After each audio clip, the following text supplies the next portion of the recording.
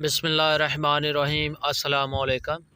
اتوار کی چھٹی گزارنے جب میں اپنے گاؤں گیا اور اپنے والد صاحب کے کمرے میں ان سے ملنے گیا تو خلاف توقع ان کے ہاتھ میں سمارٹ فون تھا اور وہ واٹس ایپ پہ میسج لکھ رہے تھے۔ یہ صورتحال میرے لیے نہ صرف نئی تھی بلکہ حیران کن بھی۔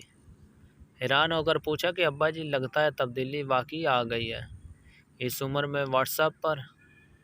ابا جی مسکرائے اور کہنے لگے، یہ اتنی بھی بری چیز نہیں۔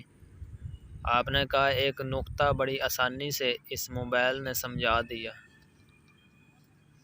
جو میں برسوں نہیں سمجھ پایا تھا۔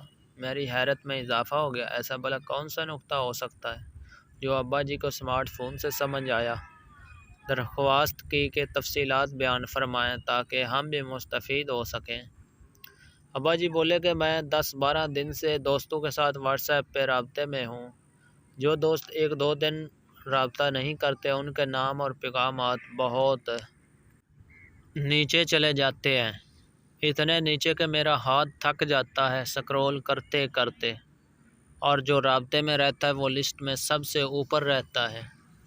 عرض کیا کہ ایسا ہی ہوتا ہے، اس میں کون سی بڑی بات ہے، یہ تو ہمیں سالوں پہلے پتہ تھا۔ ابا جی کہنے لگے، تم نے میری بات پہ غور نہیں کیا۔ ہم سب کا ایک رب ہے۔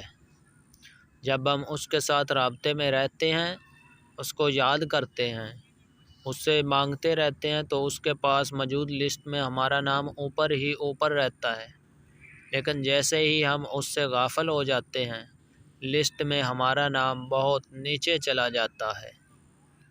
بس میں یہی نقطہ سمجھا ہوں کہ اگر اس کی لسٹ میں نام اوپر رکھنا ہے تو وقتاً فوقتاً اسے کسی نہ کسی طرح یاد کرتے رہنا چاہیے۔ اس ویڈیو سے آپ کیا سبق اخذ کرتے ہیں کمنٹس میں ضرور بتائیے گا۔ کیسی لگی ہماری ویڈیو کو لائک اور شیئر کریں، ہمارے چینل کو سبسکرائب کریں۔ ویڈیو دیکھنے کا شکریہ۔ اللہ حافظ۔